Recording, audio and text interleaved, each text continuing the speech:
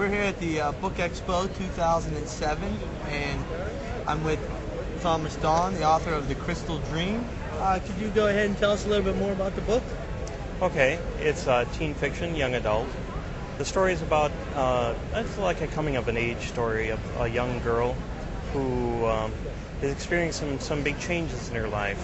She's going through and learning about her life, and a lot of the ways that's what the story is about, is that she meets this magician in her dreams who's helping her and teaching her about life.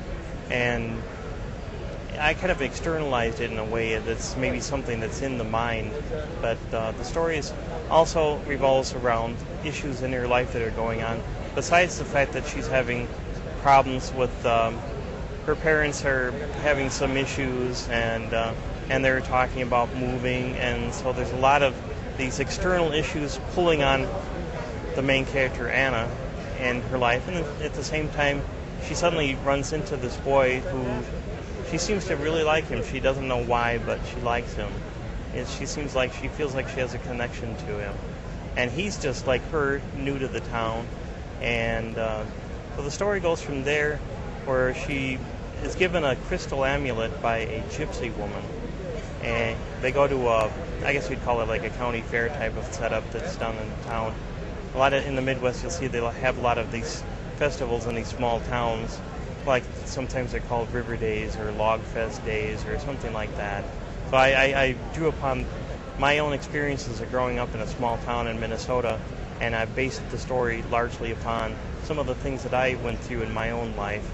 And Anna, well, obviously she's a young girl, so her experiences are a little different from mine. So in a way, it was like an exercise for me to look through somebody else's eyes, or the way somebody experiences life. And I don't know, I guess everything is like a learning experience for you, and that's what I wanted the story to be, would be like a learning experience.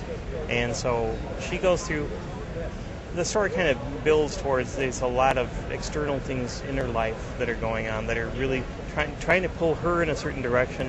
She wants to go in a different direction, and she's got to find her way through life. Even though she's still just 14, going on 15, she still realizes that it really is, no matter what, up to her to make the right choices, to move her in the right direction, and to get what she wants, which is what everybody wants. Well, you said you've drawn on like a magician in her dreams, visits her. Like, where do you find the inspiration for something like that? Okay, that's a difficult one. In a lot of ways, though, the story came about from, I had told you that it was a short story that I'd written when I was like in my 20s, that I then expanded into a full-fledged novel. And dreams have always been an important part of my life, I guess, and my family too, talking about dreams, or, you know, it's just something that we discussed a lot maybe when I was growing up. So, you know, drawing upon my own life experience, I guess, a little bit of that. And then part of it is going through my college experience and going through Shakespeare, and in a little ways, there's a little bit of an homage to The Tempest, which is Shakespeare's final work. And as you know, the story revolves around a magician, Prospero, and as you know, the magician's name is Mystico.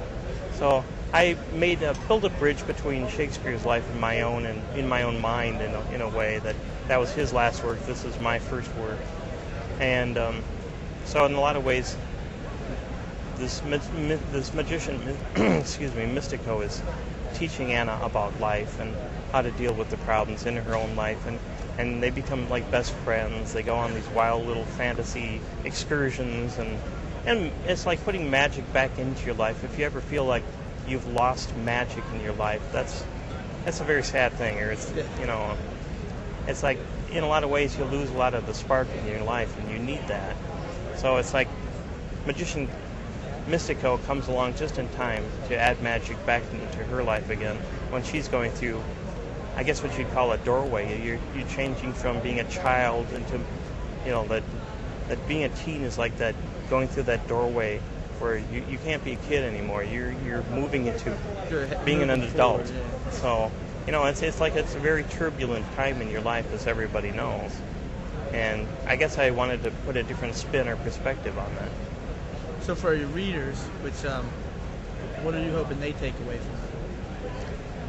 Well, I hope they don't give up on their dreams. I think that's a big one. And in a lot of ways, I think becoming an author was my dream since I was 5, and now I'm 47. That's 42 years have gone by, and now my book is finally out there. Yeah. So it's like, I guess, don't give up on your dreams, even if it takes a very long time for it to happen. Right.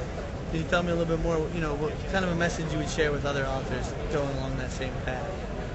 I definitely say, I talked about, the stories about dreams. Follow your dream and do what you have to do. Be brave. Strike out, blaze your path. It's going to be your own path. There's probably not been that many people who've gone exactly the way you've gone. So, you're going to trip up every once in a while, and expect that. It's not going to be smooth sailing. And there's some people that always make it look easy. And the truth is probably a little more like somewhere in between. You're not going to have the worst case scenario, and you're not going to have the best case scenario.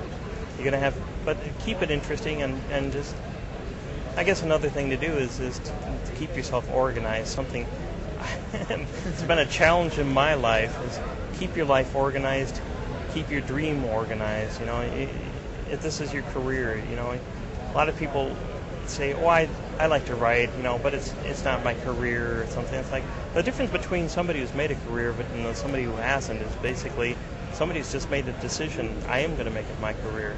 They start thinking to themselves, "Okay, I am a writer. Okay, what does that mean?" Well, answer that question. Answer your own questions. Just don't always be asking these questions. Yeah. And I think that's interesting. Well, it came true, and that you're the author of The Crystal Dream. Yes, it did. Now, where could a reader find that? The Crystal Dream can be found at all of the major retail chains and outlets. I can also be found online at SterlingHouse-bookstore.com. And if you would like, you can call our number at 888-542-BOOK. That's 888-542-BOOK. BOOK.